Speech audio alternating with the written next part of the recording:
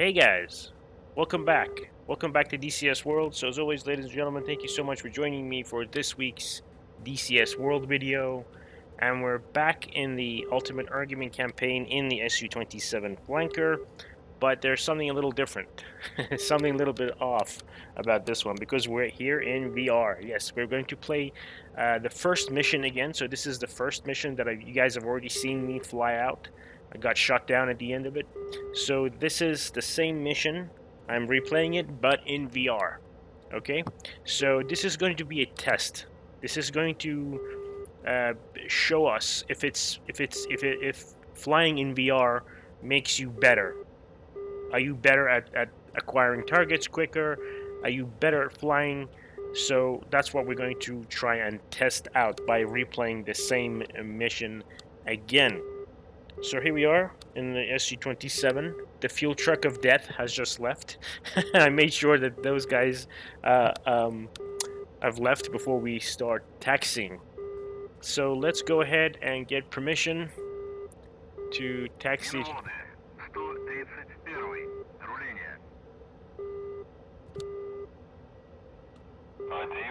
Alright, let's go.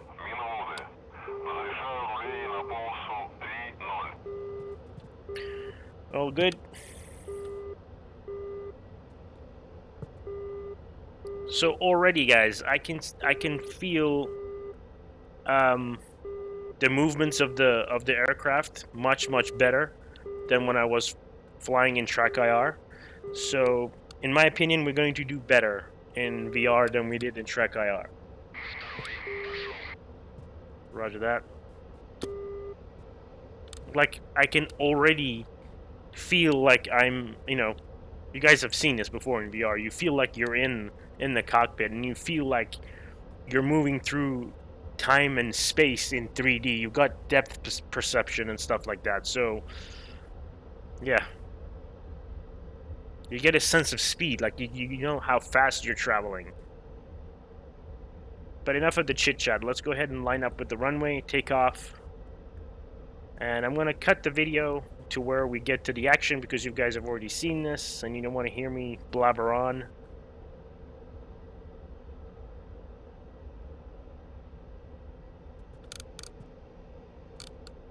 But of course, turning around and looking up and behind you would be more difficult in VR. I've already said that, but I have like about 2 pounds of weight on my neck and my head right now. And of course, I hope the audio sounds fine because I'm using my my Logitech gaming headset mic instead of my professional Rode podcasting mic. So I hope the audio sounds okay. Let's go ahead and get clearance for takeoff.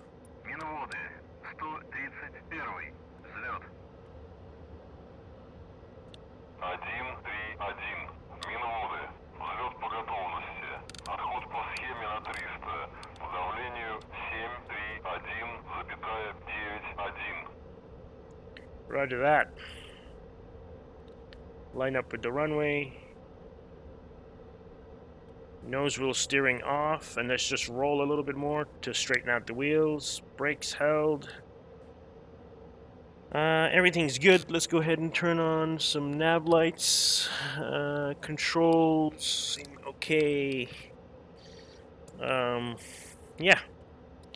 So throttle up to 80%, 85%, 90, brakes released. Full afterburner.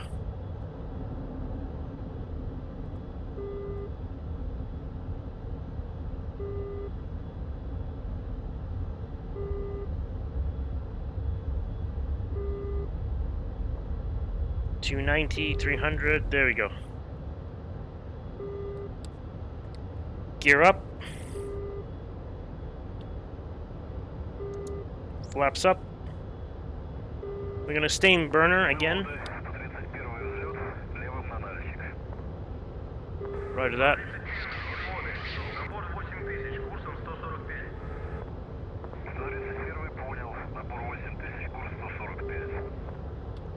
$184, basically waypoint 1. So we're going to stay in burner again until we get to about 3,000 meters. Then we'll come off burner. Wow, this looks so much better in VR, guys. I can already tell you, I can feel how high I am right now.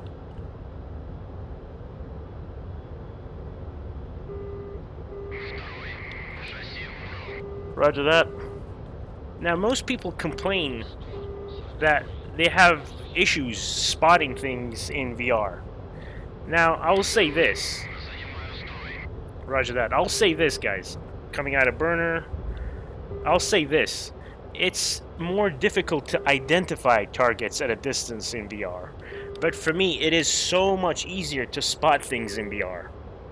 So much easier to spot things. And you guys might be saying, well, Marshall, you might be playing on a high-end PC and you can crank up your VR settings, your graphics settings, and that's allowing you to have a better image, and that's why you're spotting targets easier in VR than other people. Well, not really. Not really, because right now I'm playing in the DCS, the Eagle Dynamics recommended setting for VR. So this is pretty much a much lower resolution than what I was doing when I was playing in the first episode. So the resolutions here are much lower, guys, much lower than what I was doing in the previous episode. But I can still see things so far away. Like I can see that mountain over there, that mountain peak, like with the cloud on top of it. I can see so much further out in VR. I'm not sure.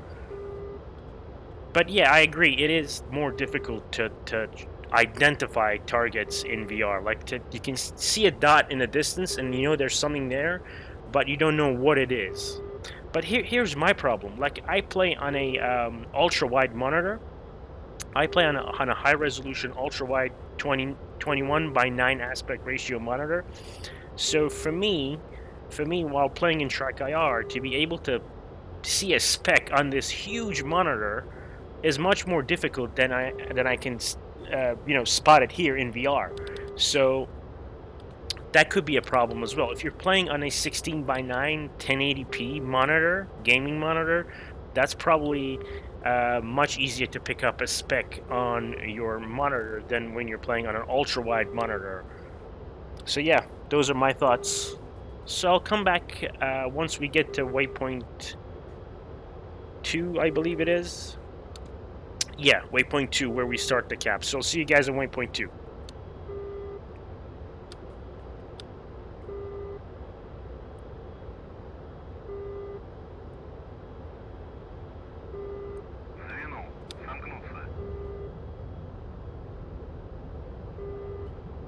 Alright guys, welcome back. So we are 20 kilometers from waypoint 2.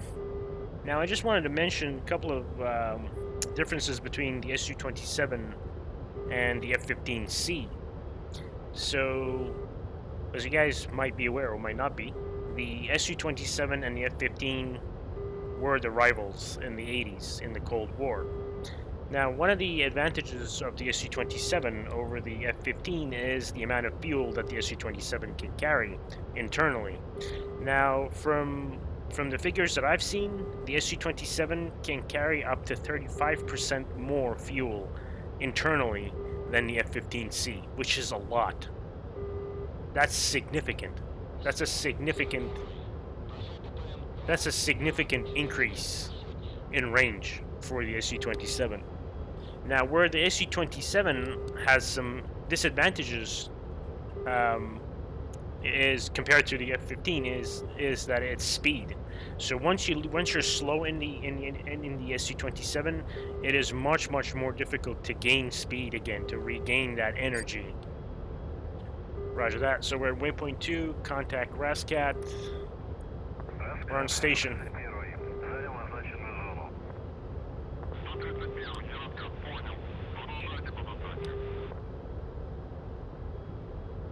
So waypoint 2 to waypoint 3. Yeah, this thing, if you're slow, if you get really slow in the Su-27, it's very difficult to try and regain your energy. The F-15 is a lot better, a lot easier to regain speed, much more powerful. I guess this thing is heavier. I mean, if you have a look at this plane, this is a huge plane. Let's go ahead and turn off our navigation lights as well. This is a huge plane. This is absolutely humongous. It's like a small bomber. Honestly, this thing is crazy big, and it's really heavy too. I mean, we're carrying 2, 4, 2. All right, 2, 4, 6, 8, 10 missiles. We have 10 air-to-air missiles on this thing. Crazy, absolutely crazy.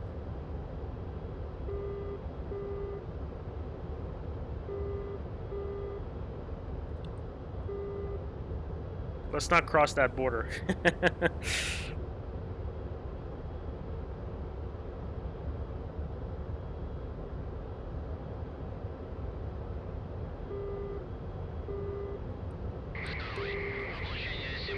Mud spike, 1 o'clock. His 1 o'clock. So my 2 o'clock. Of course, that's Georgia. Let's go back to waypoint 2.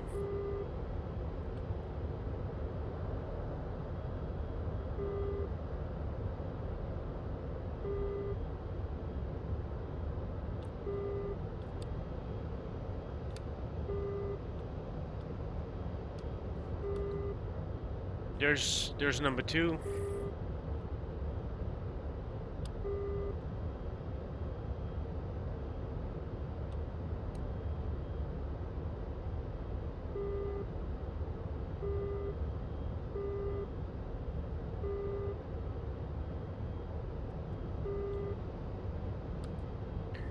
I don't see anyone yet.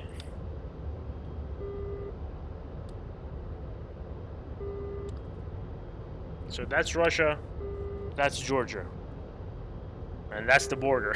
These mountain ranges are the border. These are the Caucasian mountains. Man, these mountains are high. Like, they're pretty tall. You can see that, you can feel that in VR. Only in VR.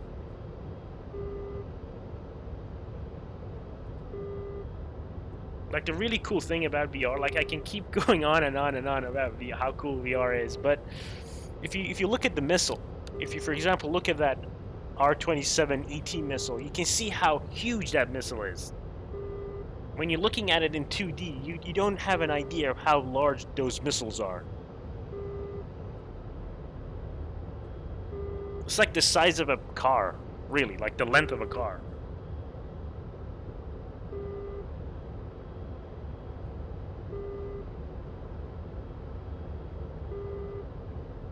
Back to waypoint 2 again. Let's go ahead and turn to waypoint 3. Now this thing has a 2-stage afterburner. So that's first stage. No, there you go. First stage, second stage. Alright. Yes.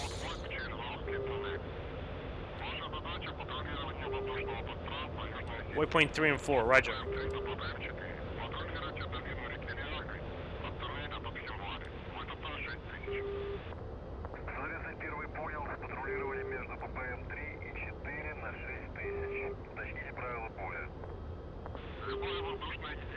No friendly aircraft, except for you. Roger that.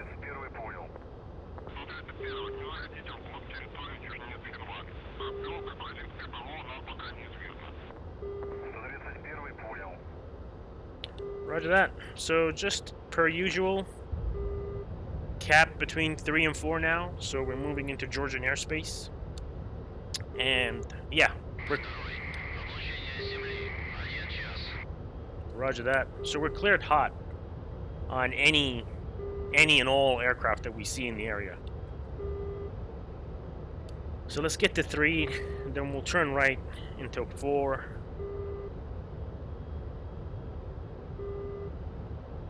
Let's go ahead and turn on the radar. We'll turn on the radar. And point the antenna down. So I'm going to try and point the antenna down to where we can pick up contacts below us, really. Of course, it's wise to move the antenna left and right. In the previous mission that we flew, I was having problems.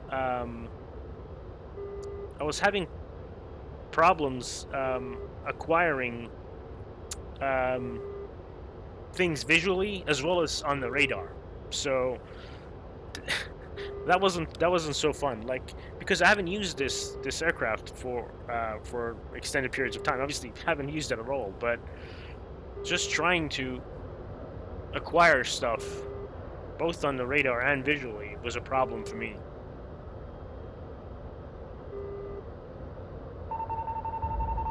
Yep, we're getting a little bit slow. There we go.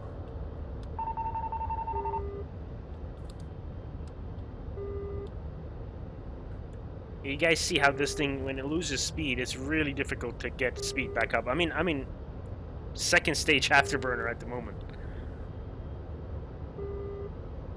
All right, let's go back to the radar. Let's see what we can see.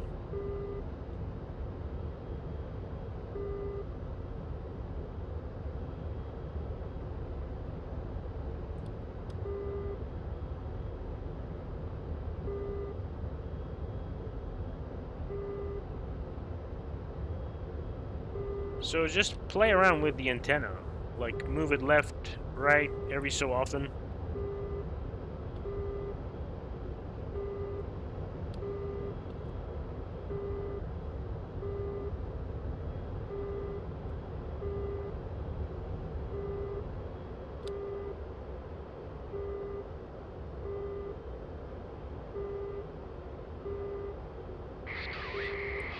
Contact bearing 14447. Okay.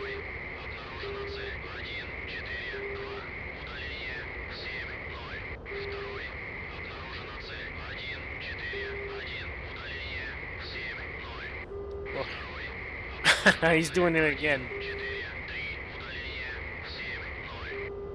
Roger that.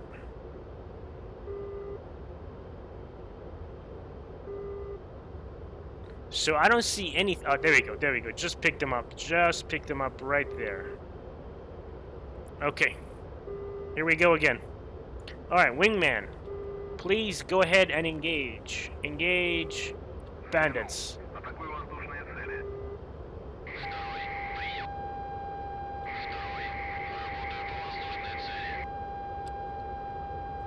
I think that's my friendly locking me. Alright, this is where we want to be. We want to be high and fast. There we go. Fox 1.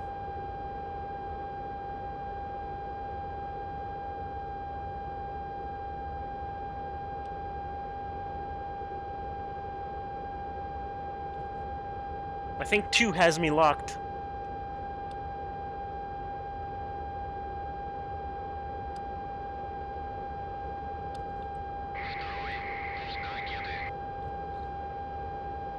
Roger.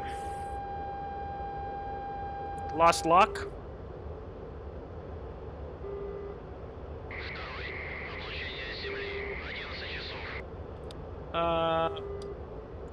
Fox 1.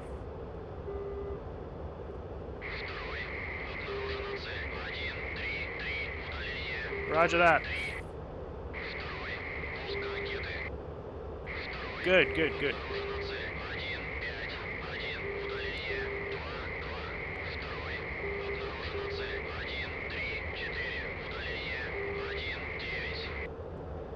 Popping flares. Fox 1 again. Let's get this guy.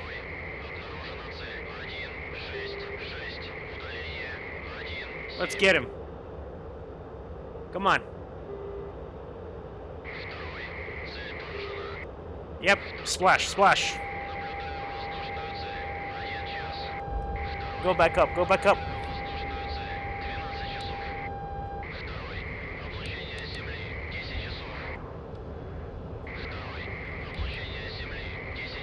Roger, roger.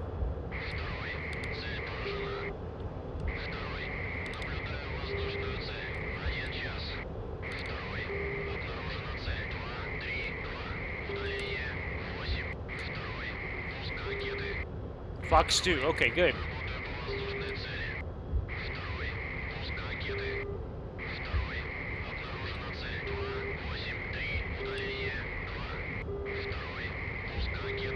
Yep, there you go. Scene. Tally, tally. Tally.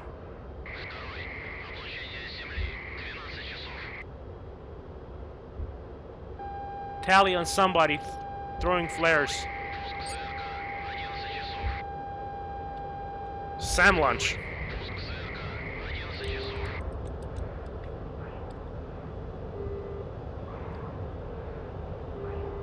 I think we're good to go. Roger. Alright, return. F10.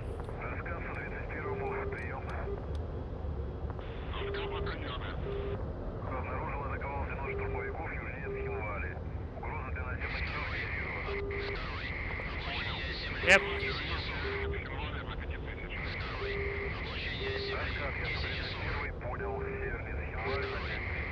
Proceed to airspace north of Stim Valley at 5,000. Roger that. Alright, so let's get our bearings back. Where are we? So we're going to Stim Valley, which is waypoint 5, I believe.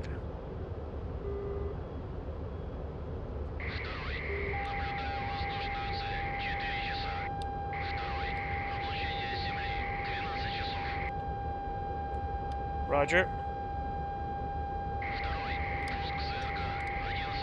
Sam launch.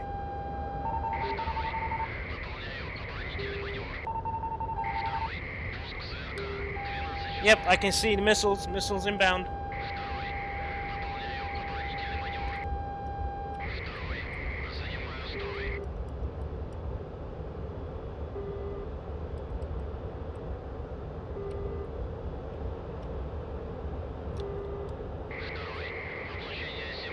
Roger, roger.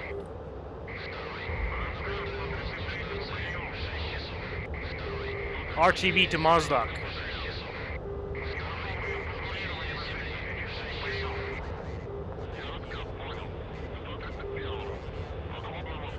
Roger.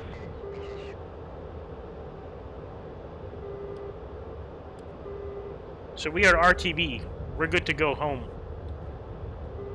All right.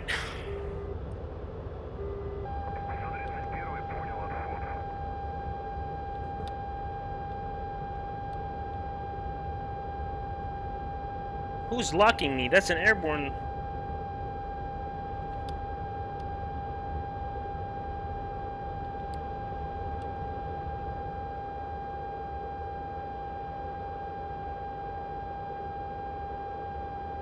Someone's locking me.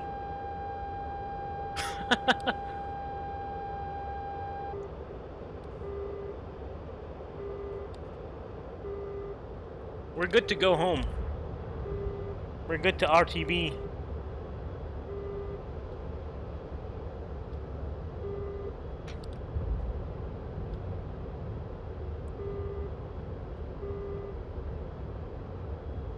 We're good to go back to Mozdok. This is crazy. Mud spike 6 o'clock. Yeah, just let's go RTB. So I'm just gonna say this: the situational awareness in the Russian aircraft, like the big picture, getting the big picture is a lot more difficult.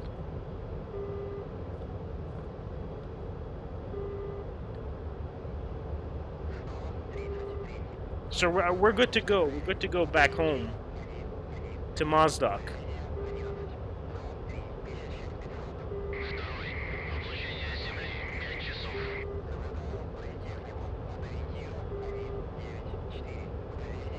Mozdok is this way.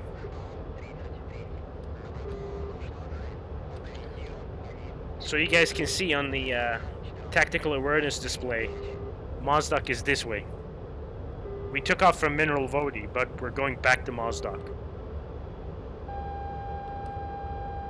Airborne radar. This is crazy. Like, I have no idea who could be. Slash bandit at bulls. So are we to turn around and fight or RTB? We still got gas. I mean, we still have 35,000 kilograms of gas, but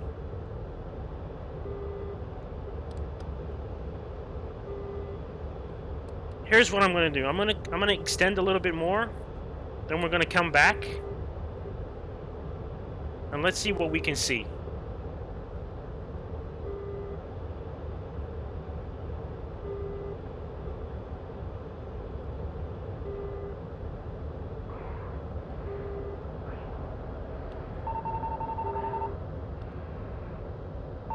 That's 2. Let's see what we can see. Alright, those are friendlies. These targets are friendlies. The double row.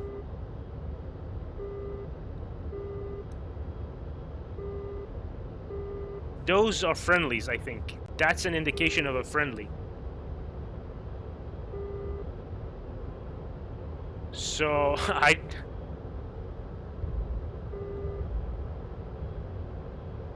But then he said the airspace is clear, right?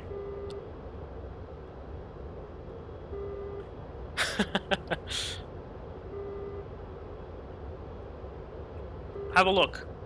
The double rows are meant to be friendlies, I think.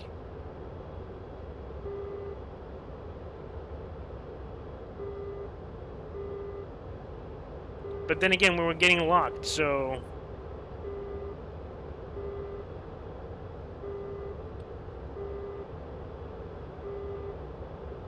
let's just go back.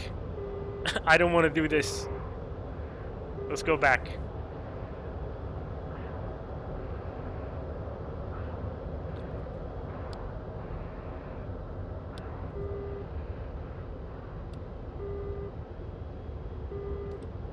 I don't want to shoot down a friendly.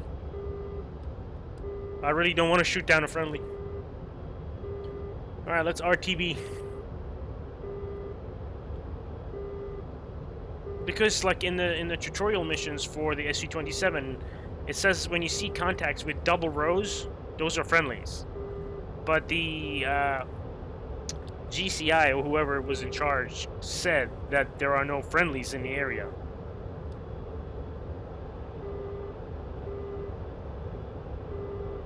So I'm not sure. Still got plenty of gas. We're gonna have to go 130 kilometers to Mozdok. Here's what I'm gonna do. I'm gonna plug in the autopilot, the route following autopilot. How cool is that? It will take us all the way to where we can catch the ILS in Mozdok. In fact, we might even do an ILS landing. So this is completely hands-free autopilot route following. But there is a contact. The RWR, the Russian RWR, isn't the best. In fact, it lacks quite a lot behind the Western RWR. But what it's telling me right now, what I'm reading, is that we have an airborne radar behind us to our right, which could be number 2, given the signal strength. It's co-altitude. Yeah, that's 2. And then we have a long-range radar from our 10 o'clock, which is friendlies, I'm assuming, again.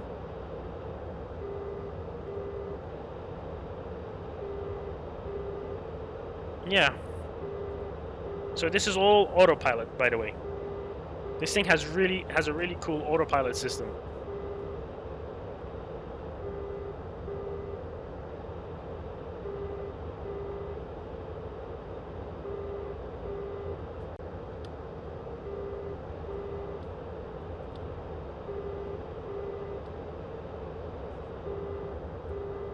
You know what I need to do, guys? I need to get that program. What was it called? TAC view. I need to get TAC view for these missions so that we can do a full debrief at the end and get a full picture on what was happening. I need to get TAC view. So 80 kilometers to Mozdok, which should be straight ahead. And this airfield is Beslan.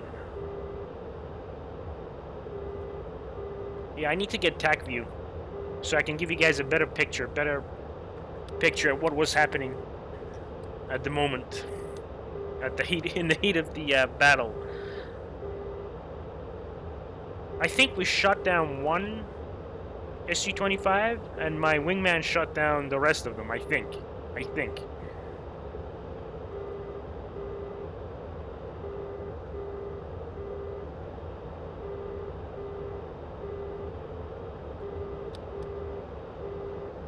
Whoa, check it out. Here's number 2. Now you don't want to be flying in autopilot that close to another AI.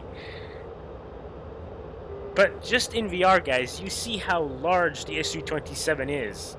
Like, looking at this in 2D doesn't give it the awesome credit that it deserves. This is a huge plane. Like, I can see this gigantic plane flying right next to me at the moment. This is so cool.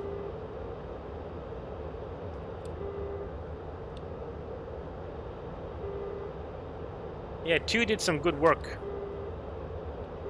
So this will the autopilot will fly us down all the way to a point where we can catch the ILS. And then we can do an ILS approach and landing. Let me go ahead and get 2 to separate a little. It's too close for my comfort.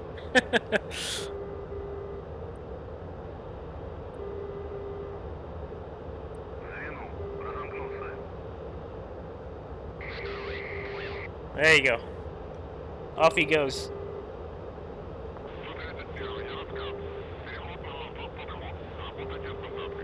Roger that.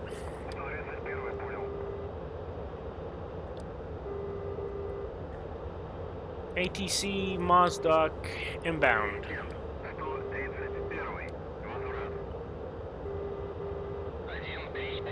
Flight heading 014 for 40, 2FE 746, runway 26.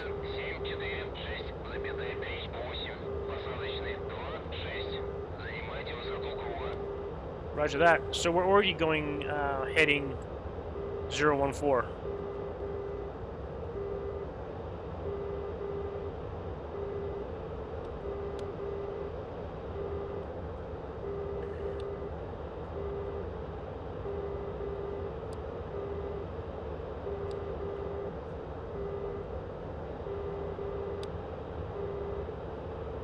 So this whole time, it's been the airplane flying itself, autopilot. This whole time. There's Mozdok over there. 10 o'clock. Do you think that the autopilot can do an ILS landing?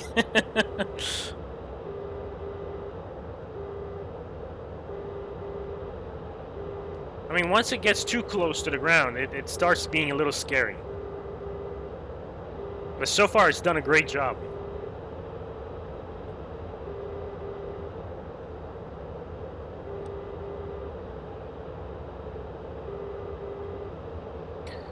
Alright, 2, time for you to RTB, I think.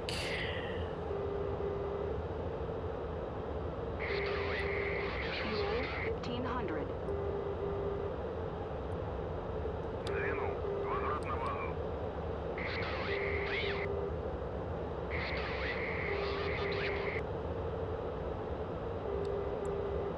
Let's put out those air brakes, slow down.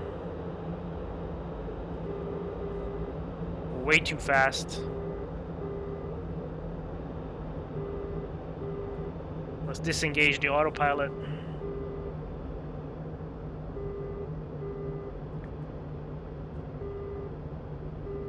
Let's see if we can catch the ILS.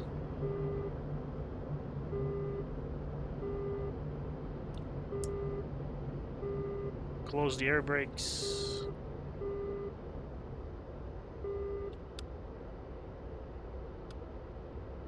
There we go, we got the ILS.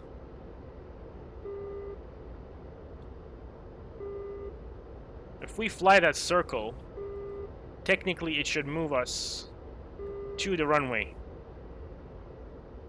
for an instrument approach and landing. Obviously, in a day like this, in a clear day like this, you don't need ILS. You can just do a visual approach, but just for the sake of this video, for our own entertainment, for your viewing pleasure, let's go and do an ILS approach. So it's saying we should be at 230 kilometers, which I'm not comfortable being that slow yet. But what I'm going to do, I'm going to drop below 400 kilometers and then drop landing gear once we're below 400.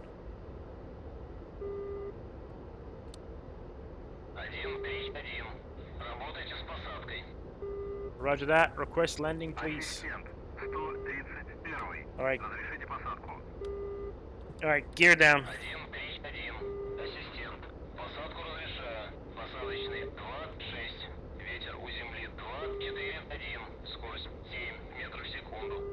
So this is just me flying. This is not the autopilot, just to be clear. I'm just following that circle on the HUD.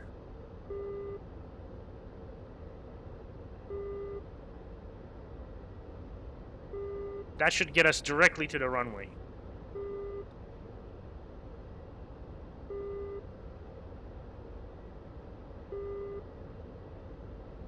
How freaking cool is this, guys? Let me go ahead and trim up.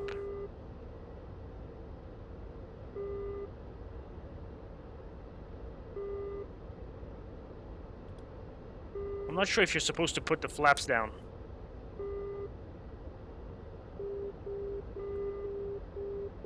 We're still a little bit too fast. But this is very cool.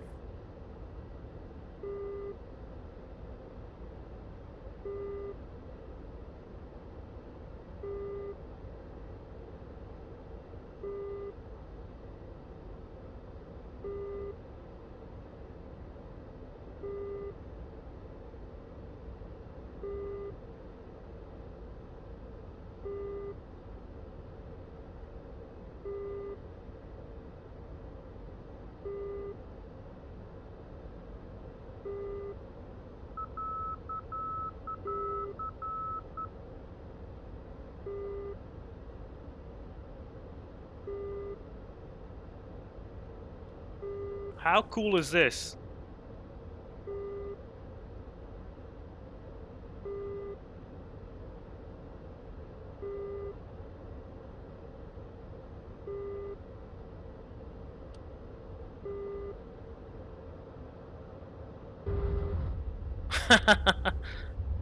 Very nice.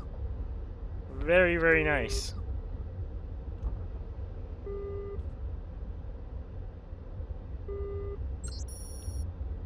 Mission successful. Good.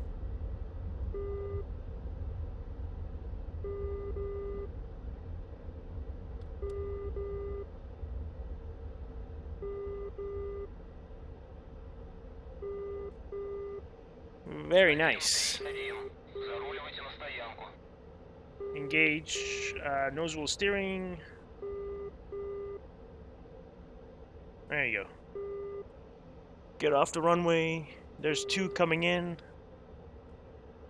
That was pretty cool. That instrument ILS approach landing was pretty cool. Pretty sweet. So yeah. This is mission 1 being replayed in VR. Obviously, I think we performed a little better, but of course, when you play something for the second time, the exact same scenario the second time, you'll be bound to be better. But generally, I think it's better in VR. It's better in VR. For me, I get more awareness around me. Mi-26, Sukhoi 24s.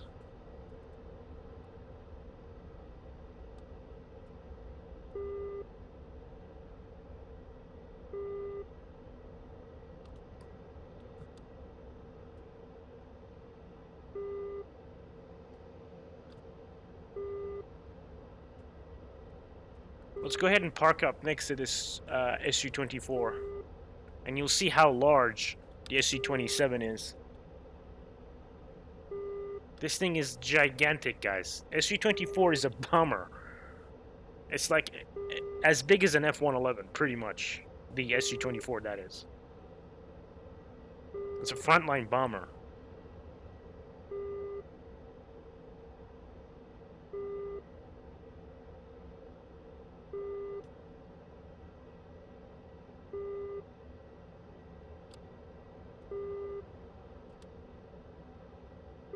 Just check it out.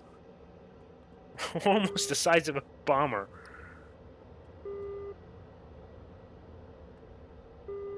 There you go.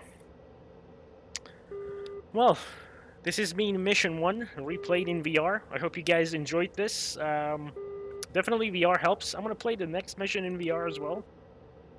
Let's see how we'll do in a new mission in VR. That should give us a better test for how better you perform in VR or you don't.